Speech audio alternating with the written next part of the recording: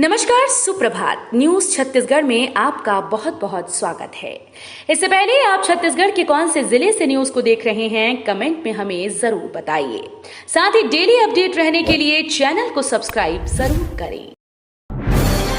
माध्यमिक शिक्षा मंडल की 10वीं-12वीं पूरक परीक्षा में 20% से अधिक छात्र उत्तीर्ण। माध्यमिक शिक्षा मंडल की ओर से 10वीं-12वीं पूरक परीक्षाओं के नतीजे जारी कर दिए गए। 10वीं की पूरक परीक्षा में 20.27% और 12वीं में 25.24% छात्रों ने पूरक परीक्षा में सफलता पाई है। पशुओं को सड़क पर छोड़ा तो होगी कार्रवाई, लगेगा जुर्माना, दुर्ग डीएम ने दिए कड़े निर्देश। छत्तीसगढ़ के सड़कों पर घूमते आवारा पशुओं की वजह से सड़कों पर हो रही दुर्घटनाओं को देखते हुए छत्तीसगढ़ के मुख्य सचिव अमिताभ जैन ने अधिकारियों की बैठक लेकर इस पर कार्रवाई करने के निर्देश अधिकारियों को दिए थे, जिस पर दुर्ग डीएम ने आवारा पशुओं के सड़क पर घूमने और सड़क दुर्घटनाएं होने की आशंकाओं को देखते हुए अधिकारियों की अहम बैठक ली। छत्तीसगढ़ के 8.62 लाख लोगों को मिला अपना आशियाना, 3,13,307 मकानों का निर्माण जारी। प्रधानमंत्री आवास योजना से हजारों परिवारों में खुशियां आई हैं। उन्हें कच्चे मकानों के ढह जाने की चिंता और बरसात की सीलन भरी दीवारों से अब छुटकारा मिल चुका है।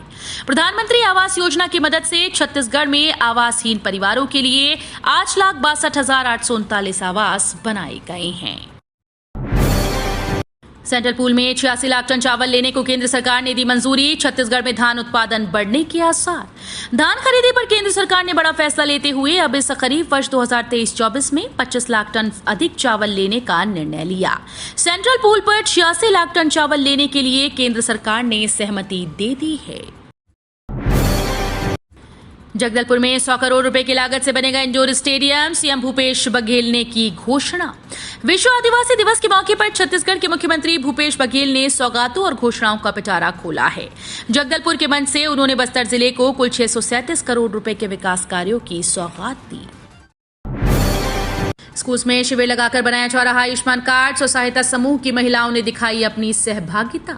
छत्तीसगढ़ की राजधानी रायपुर में महिला स्व सहायता समूह की महिलाओं की सहभागिता से 500 से अधिक लोगों के आयुष्मान कार्ड बनाए गए। नगर निगम जोन 7 के सभी 7 वार्ड्स में लगाए गए शिविर में 228, जोन 10 के 7 वार्ड में 398 और जोन 1 के वार्ड 18 में 80 आयुष्मान कार्ड बनाकर तत्काल लोगों को दिए गए। युवाओं के लिए नौकरी का सुनहरा अवसर, 17 से 23 अगस्त तक प्लेसमेंट कैंप का आयोजन। रायपुर जिले के युवाओं के लिए नौकरी का सुनहरा अवसर है। जिले के युवाओं को निजी क्षेत्र में रोजगार के बेहतर अवसर उपलब्ध कराने के लिए कलेक्टर डॉक्टर सर्वेश्वर नरेंद्र भूरे की अध्यक्षता में डिस्ट्रिक्ट प्लेसमेंट सेल का गठन किया गया है। सूरजपुर जिले में तेजी से पांव पसार रहा आई फ्लू, 60% ग्रामीण है संक्रमित। सूरजपुर जिले के दूरस्थ पहाड़ी वनांचल क्षेत्र चांदनी बिहारपुर क्षेत्र में आई बीमारी तेजी से पांव पसार रही है। क्षेत्र में लगातार आई फ्लू के मरीज सामने आ रहे हैं। मरीजों में बीमारी के पूरे लक्षण भी दिखाई दे रहे हैं, जैसे आंख में पानी आना, दर्द होना जैसे लक्षण। समीक्षा बैठक में भड़के पीडब्ल्यूडी मंत्री, बोले खराब सड़कों की ठेकेदार से कराएं मरम्मत। मानसून में लगातार खराब हो रही सड़कों को लेकर एक समीक्षा बैठक में लोक निर्माण मंत्री ताम्रध्वज साहू भड़क गए। सड़कों के टूटने की लगातार सामने आ रही घटनाओं को देखते हुए उन्होंने अधिकारियों से कहा कि यदि सड़क 5 वर्ष से कम अवधि की है तो उसे तत्काल ठेकेदार के माध्यम से मरम्मत कराएं। सक्ती से जेठा स्टेशन के बीच रेलवे चलाएगी बस। सक्ती स्टेशन और जेठा पैसेंजर हॉल्ट के बीच यात्रियों की सुविधा के लिए रेलवे ने निःशुल्क बस सुविधा उपलब्ध कराई है, जिससे कि यात्रियों को परेशानियों का सामना न करना पड़े। दरअसल सक्ती स्टेशन में यार्ड रिमॉडलिंग व चौथी लाइन जोड़ने के लिए नॉन इंटरलॉकिंग का कार्य करने का निर्णय लिया गया है।